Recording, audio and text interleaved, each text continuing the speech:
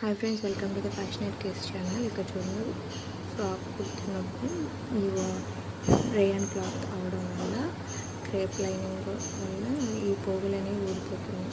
ఈ థ్రెడ్స్ అనేవి ఎలా బయటకు వచ్చినాయి చూడండి. ఇది ఓవర్లాక్ చేయకపోతే కనుక థ్రెడ్స్ అన్నీ ఊడిపోతూ ఉంటాయి నాకు 2-3 వాషెస్కి.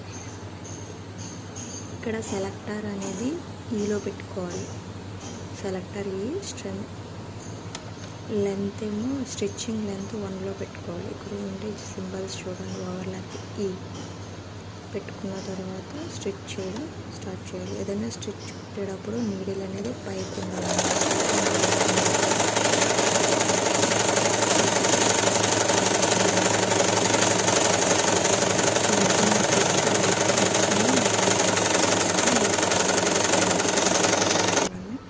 ఇవ్వండి, కొంచెం ఖర్చులో ఉన్న పెట్టుకున్నాను. ఇప్పుడు ఆ ఎక్స్ట్రా ఉన్న ఖర్చు దారపోగులన్నీ కట్ చేసేస్తే సరిపోతుంది. నీట్గా ఉంటుంది ఓవర్లాక్ అనేది. తర్వాత కూడా వాష్ చేసినప్పుడు థ్రెడ్స్ అనేవి బయటకు రాకుండా ఉంటాయి అన్నమాట.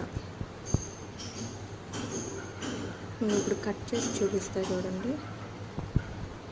ఇదిగోండి, చూడండి ఎంత నీట్గా ఉంది.